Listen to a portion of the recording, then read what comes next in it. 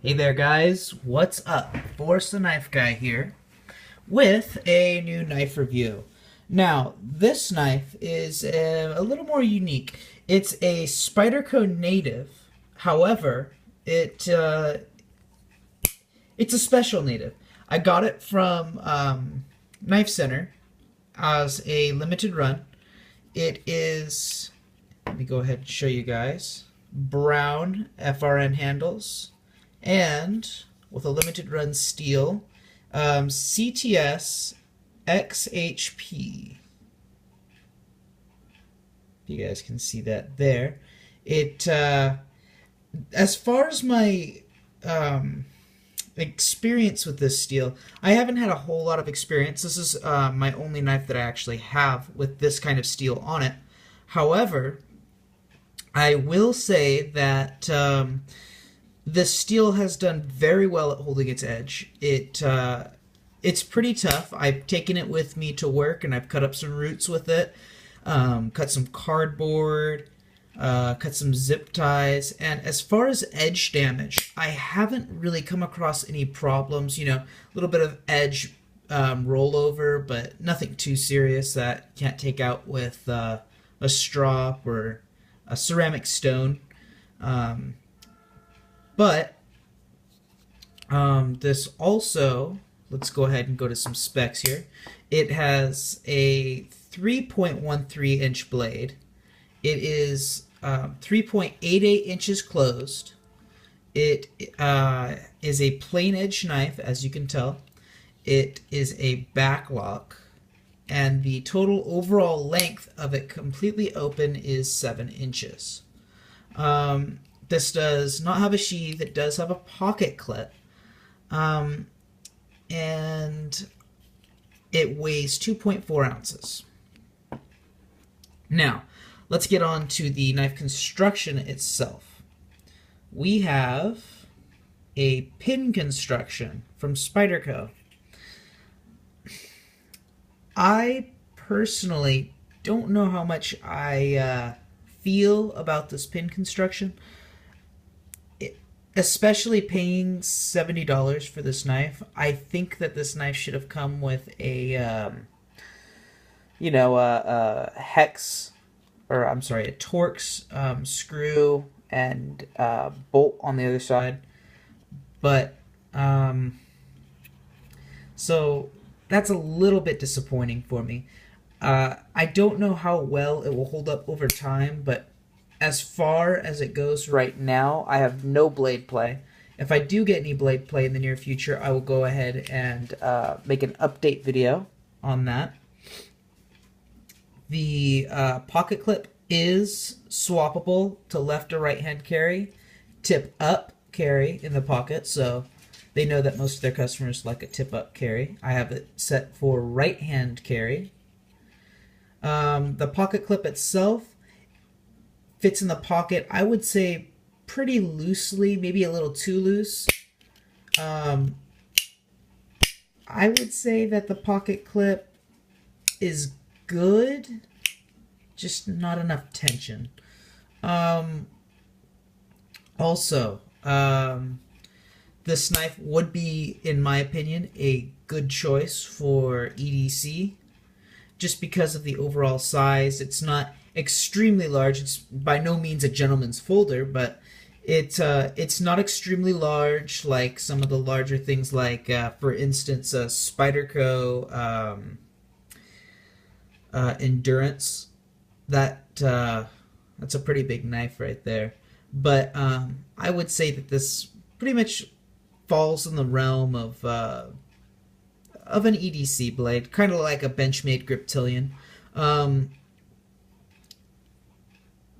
Resharpenability. How easy is it to sharpen? For me, this blade is pretty easy to sharpen, but I never did let it get completely dulled out. So,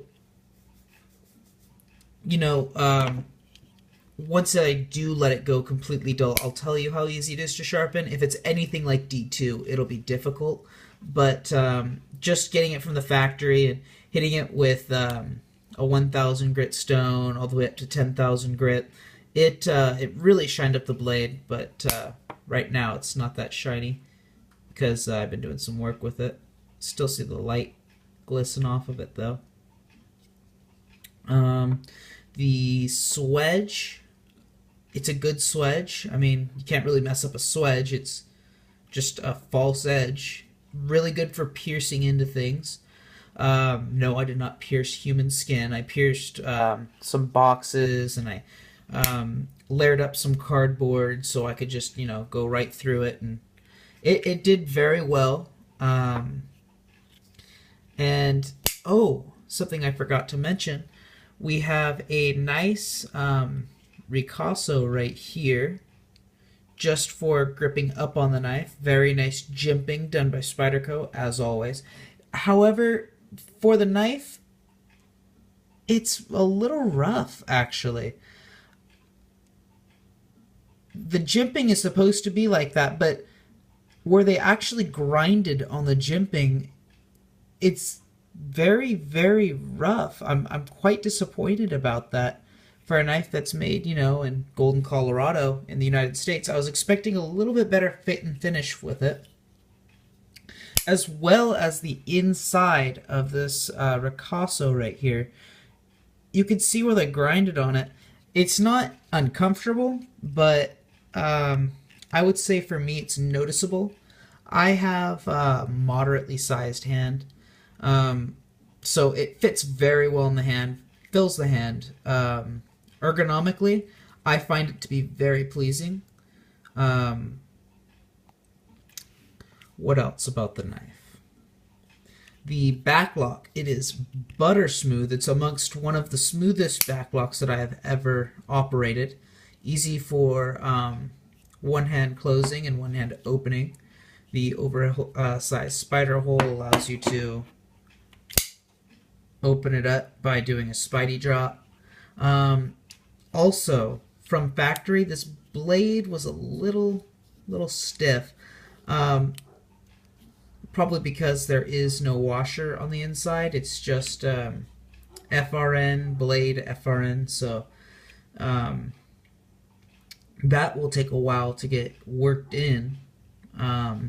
However, through the amount of time that I've had this, about a month, I would say that it will only work in better, but there's going to be a long period of time where you're going to be adding lubricant to it, and it's just like,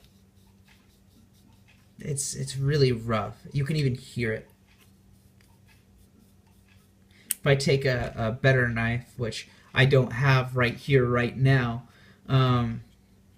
it should almost be completely silent, but this, I mean, you can hear it rubbing against the handle scales quite loudly. The texturing on the handle scales, it is a typical design. I don't know exactly what they call it, but pretty comfortable.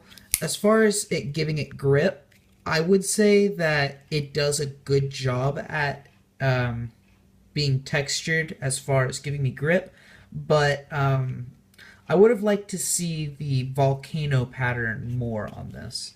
I don't know if it would be more aesthetically pleasing, but I feel it would probably be a little more grippy, in my opinion. To each his own, though. I think I've covered everything really on the knife. So let me go ahead and end the video here. I hope to be doing more knife reviews soon. If you guys have any comments on how to improve the quality of the videos, or maybe talking points, go ahead and leave me a message in the comment description below. I am Forrest the Knife Guy, and I will be signing off. Thank you very much.